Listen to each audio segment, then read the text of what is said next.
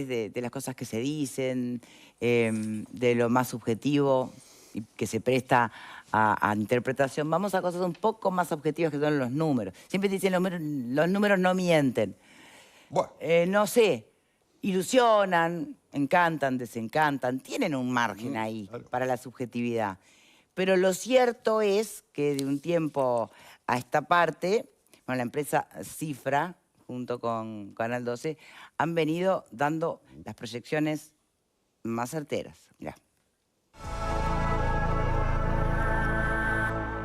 Ha ganado la elección nacional en todo el país, el Partido Nacional. El doctor Julio María Sanguinetti es el próximo presidente de los uruguayos. El doctor Jorge Bato. El doctor Vázquez ha sido ya hoy electo José Mujica. Taure Vázquez. Luis Lacalle Pou. Desde hace más de 35 años, somos los primeros en informar con certeza y a la hora justa. Hay balotaje en Uruguay. Este 2024 no fue la excepción. Yamandú Orsi estaría llegando al 44% de las intenciones de voto. Álvaro Delgado estaría en 27%. Andrés Ojeda llegó al 16% de la votación. Gracias por confiar en nosotros y mantenernos como el canal líder en coberturas electorales. Este domingo 24 de noviembre te esperamos, como siempre, aquí en la tele.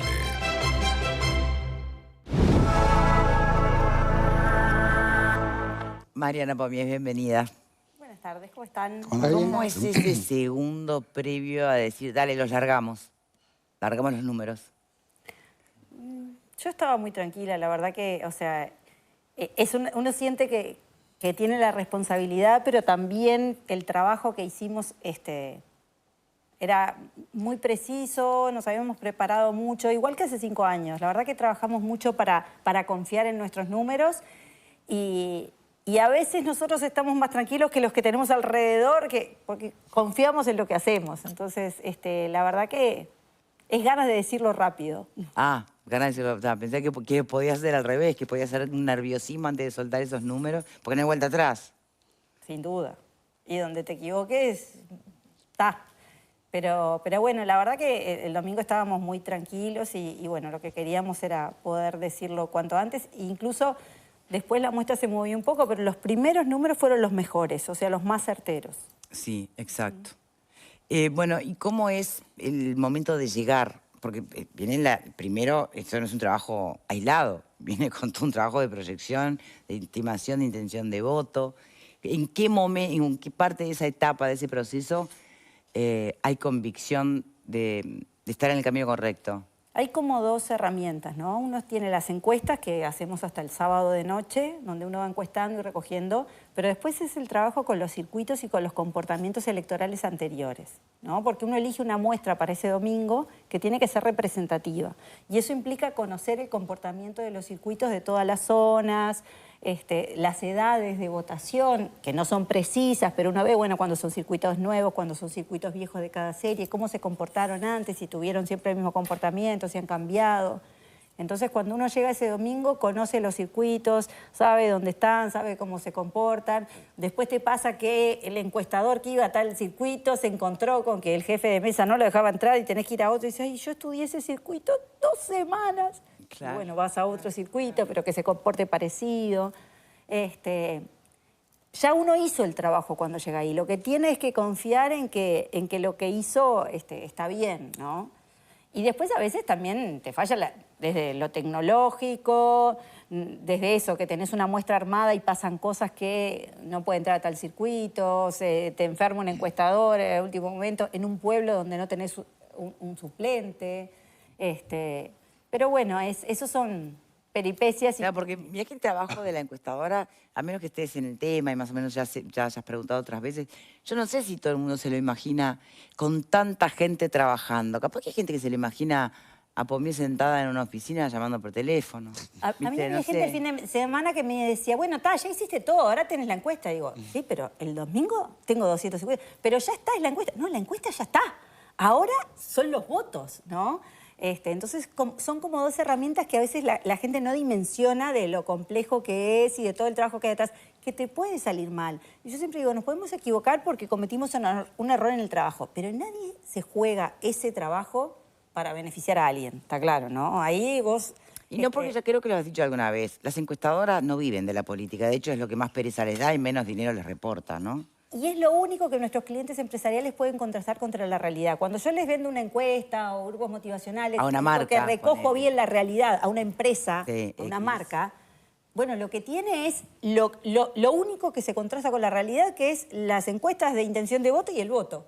Entonces, vos haces bien tu trabajo, o tu trabajo es adecuado, sí, ahí se acerca, pero es una vez cada 5 años. Y encima te puede salir mal ese día. Claro. Entonces, jugamos mucho más que ese momento o esos días o esa semana. ¿Y dónde está, cuál es la etapa del proceso en la que aparecen las diferencias con otra empresa encuestadora?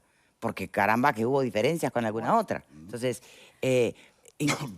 podría preguntar, ¿en qué momento se equivocan? Pero no sabés si es un error hasta el final. Entonces, ¿en qué momento se bifurca la posibilidad de errar o no errar? A ver, hay distintas formas de hacer encuestas. Nosotros optamos por las encuestas telefónicas, hay gente que hace encuestas a través de internet y hay gente que hace encuestas cara a cara. Tú vas también. Tú tenés gente que yo voy va. de las tres, Bien. pero en la política hoy estamos usando la telefónica, pero para otros clientes hago cara a cara y hago muchas encuestas por internet para temas o clientes que tienen que ver con internet. Nosotros, entre todas las posibles, elegimos para la política la telefónica. Las otras las hacemos e incluso a veces también hacemos políticas en las otras, pero no son las que comunicamos, ¿no? Porque hay clientes que te pagan una encuesta cara a cara o hay clientes políticos que dicen, no, solo quiero por internet.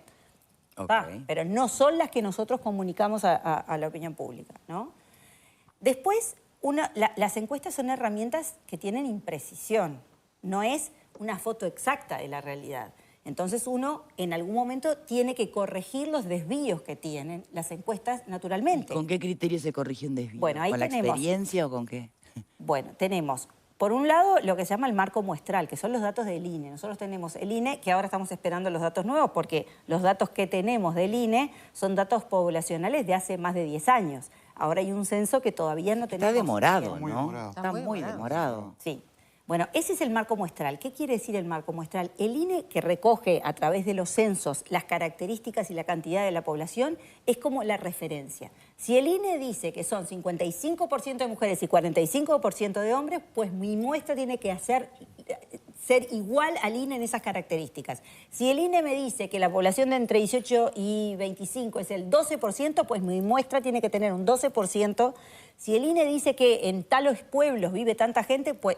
Entonces yo lo que hago es, la muestra que elaboro tiene que tener las mismas características que los datos censales. Por eso es importante que los actualicen, porque si están muy viejos, estoy actualizando a datos que no representan a la población de hoy. Somos los primeros interesados en que el INE publique rápidamente o ponga a disposición rápidamente los datos censales. Y después también uno puede estimar a través de otras preguntas algunas opiniones, porque no todo el mundo te dice que vota, ni lo que votó en el pasado, ¿sí? Hay gente que no se acuerda y de verdad que le preguntas, ¿qué votó hace 5 años? Ni me acuerdo, ¿sí? Entonces preguntamos otras cosas, bueno, además de los comportamientos de votos pasados, la cercanía partidaria, las simpatías hacia los distintos candidatos, la opinión frente a temas que generan diferencias entre uno y otro partido, ¿no? Entonces hay un montón de preguntas que nos ayudan a ver el perfil de la gente y poder ver, más allá de la declaración de voto, qué pasa con esos votos no declarados. En realidad no me dice que vota, pero, por ejemplo, Manini le parece muy simpático o le cae muy bien, está de acuerdo con el préstamo, ¿cómo es el préstamo? La deuda justa. La deuda justa, cree que, y muchas cosas que propone Manini, ¿está de acuerdo? Bueno, no me dice que vota, pero en realidad está muy cerca de Manini. Pero no es un sí rotundo. No es un sí, pero sí. Es que va a Dice, votar. no sé qué voy a votar. Y Manini es el político que le cae más simpático, le gusta la deuda justa, cree que Irene Moreira fue la mejor ministra de Vivienda. No sé, estoy poniendo un montón de cosas y bueno, no me decís, pero tiene 4 patas. Mujer es una vaca. Bueno, hay que ver cómo se autopercibe la vaca. Bueno, eso es cierto, pero acá no podemos entrar en esas sutilezas. Tratamos sin llegar a blanco o negro, a poner las cosas más o menos en lugares estimables. Y bueno, entonces es un trabajo un poco artesanal después que uno junta la encuesta, porque empieza a mirar las respuestas y la asociación de las variables y las tendencias. También miramos no solo una encuesta, sino cómo se vienen comportando las opiniones y cómo varían. ¿Qué puede hacerte ruido en todo ese proceso? ¿Qué puede ser un dato que te haga ruido, que te haga repensar o ponerte nerviosa de si veníamos bien en el camino? ¿Alguna diferencia con el INE, por ejemplo? ¿Alguna diferencia con qué? Ahí lo tenés que ajustar, porque después tú muestras, yo quiero tener tantos jóvenes y andar a conseguir a los jóvenes para encuestarlos, ¿no? Entonces siempre te quedan un poquito bajo y lo que haces después es usar herramientas estadísticas para agrandar o achicar algunos grupos. Por ejemplo, la gente mayor siempre está muy dispuesta a contestar las encuestas, entonces están sobre representadas y sus opiniones a veces les tengo que bajar el peso que tienen porque tengo más gente mayor de la que debería. Los jóvenes son difíciles de encontrar, los perseguimos hasta abajo de la gama. Mirá. Pero a veces tenés un poco menos de jóvenes de lo que deberían y agrandás un poco esas respuestas. En la demografía de nuestro país, ¿cómo es la representatividad de las muestras? ¿O qué hace representativas a las muestras? Nosotros lo que consideramos lo importante es la distribución por edad, porque hay diferencias en las opiniones por edad, la distribución por género, en muchas opiniones hay diferencia entre hombres y mujeres, Montevideo interior, y dentro del interior también hay una distribución por zonas. Por ejemplo, el litoral tiene opiniones sobre algunos temas y tienen una economía también, ingresos diferentes, más altos que, por ejemplo, la zona fronteriza. En la zona fronteriza hay un menor nivel educativo, hay menos gente con trabajo formal. Bueno, todas esas cosas uno tiene que tratar de considerarlas y que estén representadas esas diferencias, porque no es lo mismo quien tiene su trabajo y aporta por el 100% del BPS que cómo percibe la economía aquel que trabaja en negro. Ese está mucho más preocupado por su empleo, por la seguridad de su empleo, porque si se pierde el empleo queda sin protección social, bueno, un montón de cosas. Entonces esas cosas tienen que estar también. Bien. Y ahora se viene el balotaje, ¿no? Y uno podría pensar, bueno, ahora debe ser más fácil, ¿no? Porque es un candidato contra otro. ¿Es más fácil? Es más fácil si la diferencia fuera de 10, 15 puntos. Claro. Pero como viene pasando desde hace muchos años que los dos bloques están muy parejos, lo más probable es que sea muy difícil. Que salvo que en la campaña pasen cosas que pueden pasar, porque las campañas por algo se hacen, los candidatos se juegan mucho y las estrategias por algo existen, hoy estimamos un escenario bastante parejo, donde como hace 5 años fue la diferencia 1,5 puntos. Eso puede llegar a ser así.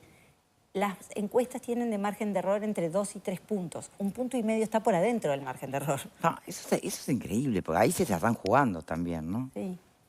Sí, implica hilar muy fino, trabajar con otra información que nos ayude también como a estimar los comportamientos y estar muy atentos también no solo a las herramientas cuantitativas, lo cualitativo ayuda mucho a entender, ya sea los grupos motivacionales, entrevistas. Las encuestadoras no solo hacemos encuestas, nos dicen encuestadoras, pero hacemos muchas otras, usamos otras herramientas que también nos ayudan a olfatear el ambiente. ¿Hay tiempo para focus groups en política? Siempre hay tiempo para focus groups. Se hacen muy rápido. ¿Ah, sí? Y aportan muchísimo. Son muy importantes en la política. Sí, sí, sí. A ver, ¿te animas a explicar qué son focus groups? Yo siempre le digo a los clientes, el 45%, no sé, el plebiscito, ¿no? Nosotros teníamos una tendencia a la baja en la seguridad social, en la intención de voto al plebiscito de la seguridad social. Pero nosotros venimos trabajando hace mucho tiempo este tema, trabajamos mucho durante la reforma y sabemos dónde pueden estar los enojos o no frente a la propuesta. Que no haya alcanzado la mitad más uno que necesitaba no quiere decir que, por ejemplo, más de la mitad de los uruguayos no esté de acuerdo con que la edad jubilatoria esté en 65. ¿Sí? O sea, uno no puede leer linealmente... Eso es lo que dice Orsi hoy, ¿no? Sí. Estar atento a las señales de estos resultados. Claro, pero las señales, si vos nos entras a preguntar, ¿por qué no llegó? Porque no le gustaba esta propuesta, porque confiaron en sus líderes políticos que le decían, ojo, que esto no está bueno. La encuesta no te lo dice. ¿Hiciste una encuesta de eso, de la confianza en los líderes políticos? Pero la última... No sobre esto puntualmente, ¿no? Pero una buena experiencia para medirla. A ver, más de la mitad, hoy casi el 60% de los uruguayos se siente cercano a un partido político y confía en lo que dice el partido político. El ejemplo del plebiscito de la LUC es clarísimo. Casi fue igual a lo que había pasado hacía 2 años en el balotaje. Se mantuvieron los mismos números. Y nosotros seguimos muy de cerca el tema y la gente no estaba informada de lo que contenía ni votar a favor ni votar en contra. Estaba haciendo lo que sus líderes les decían. Sí. Te decían, si hace 2 años los voté y le di la confianza, le sigo dando la misma. No entiendo nada lo de la LUC, no sé si está bien o mal, pero si me dice que está bien, lo apoyo, si me dice que está mal, no lo apoyo. ¿Sí? Y eso fue un terrible acto de confianza en los partidos y en el sistema político. ¿Eso quiere decir que toda la gente que votó en contra o a favor, estaba a favor o en contra de la LUC? La mayoría no tenía ni idea de lo que estaba dentro. Fue un acto de confianza a los líderes que la promovían una y otra posición. Y a veces ni los líderes, ¿no? Porque no habían leído. Porque... Bueno, yo quiero creer que sí. Pepe. Mariana, con el ejemplo que pusiste de Manini y Ríos, ¿se podría decir que el indeciso 100% puro, no sé si cabe el término, no existe en realidad? Que si vos le vas preguntando a alguien, en definitiva se termina quedando con una de las opciones. Sí, por eso es muy importante las preguntas. Y ahí hay diferencia entre las encuestadoras. ¿Cómo hagas la pregunta? Hay preguntas que de alguna manera direccionan la respuesta. Sí, pero una cosa es la respuesta que te da tu encuesta y otra cosa es que esa respuesta se le quede grabada, se convenza y vote lo que te dijo. ¿Entiendes a lo que voy? Está. No, yo digo que a veces hay preguntas que la forma de hacerlo incide en la respuesta. Claro. Yo le pregunto, no sé, usted está ¿qué opina o cuán simpático del 1 al 10 le cae el candidato de Cabildo Abierto, Manini Ríos, este señor esposo de Irene Moreira? Si yo le doy mucha información, sí, yo le digo, ¿qué opina de Manini Ríos? Ni idea, no lo conozco. Pero cuanto más información le dé, la persona más va a recordar. Hay preguntas que se hacen que aportan mucha información y eso hace que la persona opine algo que tal vez no opinaría si yo no le doy esa información. El problema es cuando va a votar. ¿Tiene toda esa información que yo le di? Por eso, ¿qué tanto hace carne toda esa charla que tuvo contigo? Con esto del proyecto de la Seguridad Social, había gente que preguntaba, ¿usted está de acuerdo con que la edad jubilatoria sea a los 60 años y que las AFAPs y le daban toda la información? Y la gente decía, no, eso no me gusta. Ahora, la mayoría de la gente cuando iba a votar no tenía ni idea de lo que decía la propuesta de reforma. Entonces, claro, la respuesta a los 1.000 que encuestaron no representan necesariamente a los 2.600.000 que estaban votando. Porque le estaba dando toda la información que la mayoría de la gente ni se gastó en buscar. O sea, si ustedes le preguntan a la mayoría de los votantes qué votaron, cuál era lo que promovía el sí, la mayoría no sabe. Escucharon que los políticos decían la edad y sacar las AFAPs. Bien. Pero decía otras cosas también, además de eso.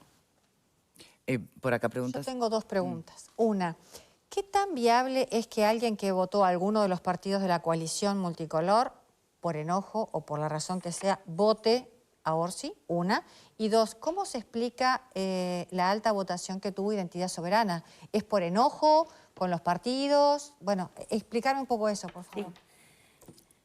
Nosotros venimos preguntando, en paralelo a la intención de voto para octubre, también la intención de voto para noviembre.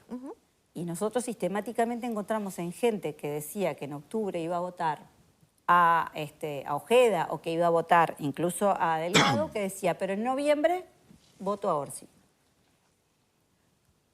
Bien. Sí. ¿Y por qué? Y porque se define el Parlamento. Porque hay gente que está votando a su parlamentario, hay gente que está votando un candidato que no va a salir. Yo votaba a Ojeda, pero a mí Delgado no me gustaba. ¿Por qué voy a votar a Delgado? Simplemente porque Ojeda me dice... Entonces ahí la confianza que mencionaste antes no es la misma. Pero basta con que un poquito... Por algo 3% tuvo Salle. Hay gente que no confía en el sistema político. No, eso estamos claros. Y basta con que un poquito sea disidente. No, o puedo tenerle confianza en un montón de cosas a Ojeda, pero Delgado no me gusta. Confío en que podría ser un buen presidente, confío en que podría ser un buen ministro del Interior, confío en que va a adoptar el perro, confío en que se va a preocupar por la salud mental. Pero Delgado no me gusta. Y puse Delgado ese ejemplo, no estoy queriendo decir nada, ¿no? O sea, hay cosas en las que le confío y otras en las que no. Y lo de identidad soberana... Tenías que dos La preguntas. identidad soberana es interesante, también es otra de las cosas que nosotros encontramos, ¿no? La gente no sabe qué propone Salle, más que habla con un megáfono fuerte y que no le gustan las vacunas. La mayoría de los votantes de Salle seguro que no leyeron el programa. Y que la pandemia no existió. Y que la pandemia no existió. Ahí lo que encontramos es gente muy enojada con el sistema. Y cuando la gente está enojada y encontrás a otro enojado que grita fuerte, te identificás con ese enojado. Y hay gente que quería también mandar una señal a los partidos más históricos de basta, hasta acá llegué, ¿no? Una posibilidad es votar en blanco, votar anulado o votar al antisistema. Eso existe en el mundo. De hecho, este voto ya existía antes y muchos antisistemas votaron a Cabildo, porque Cabildo se presentó hace 5 años como la opción antisistema. Y nosotros trabajamos cualitativamente con mucha gente que decía, pero al final no fue tan antisistema, no cambió nada. No se acabó el recreo, es más, tuvo los mismos problemas que tenían los partidos de antes. El clientelismo, el ampararse en los fueros cuando se lo cuestiona por algo. Sus votantes se enojaron y está claro en esa baja de votación. Pero él tuvo voto antisistema. Y puedo preguntarte algo, ¿qué va a pasar con los votantes de Salle, el que conocemos, ¿no? Bueno, que tiene esa forma. Ahora que anuncia que se va a moderar. ¿Anunció que se va a moderar? Sí, ¿sabías? ¡Ay, te estoy contando algo, Mariana, por mí es que ella no sabe! No lo escuché. ¿Y cómo se va a moderar? Me siento reencuestadora. Que se va a moderar tengo info. porque ya se sacó del Parlamento a Germán Araújo en otra época y que él no quiere eso para él.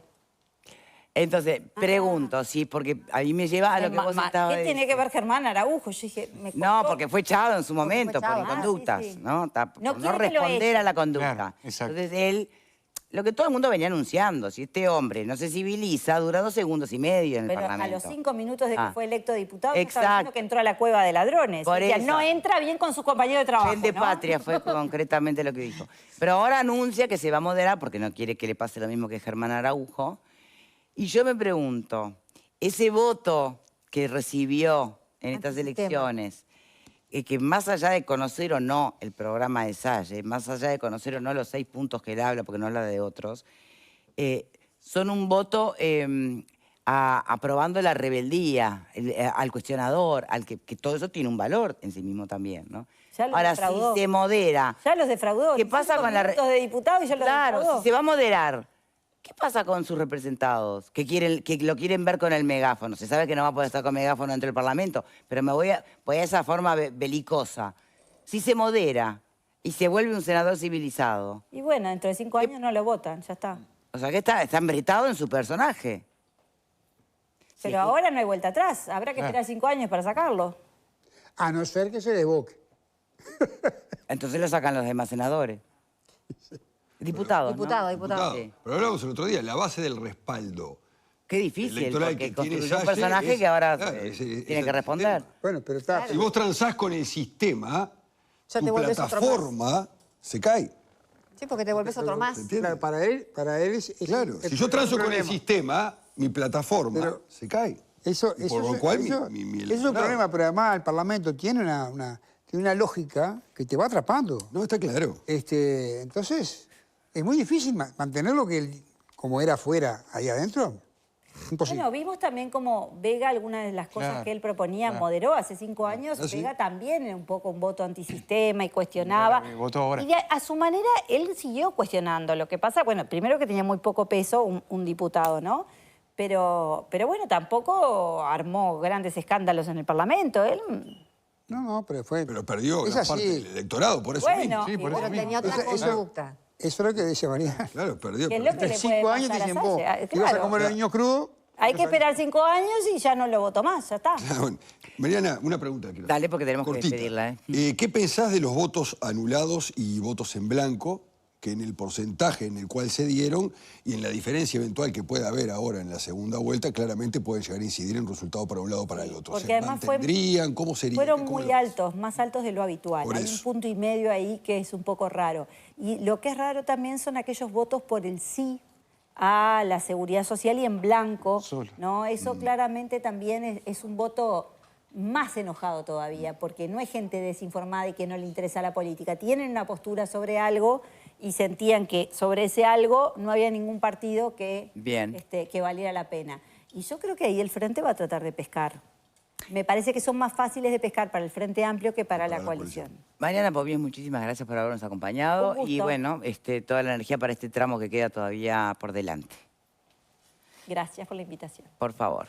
Antes de la pausa les recuerdo que cocinar con el robot de Enjuta es muy, pero muy fácil, porque hace todo, vos solo tenés que seguir las instrucciones en la pantalla. Además, el robot de Enjuta viene con más de 1000 recetas precargadas. Cocina todo lo que quieras como un chef. Tenés que tener tu robot de cocina, ¿eh? Y puede ser tuyo desde $299. El mejor robot.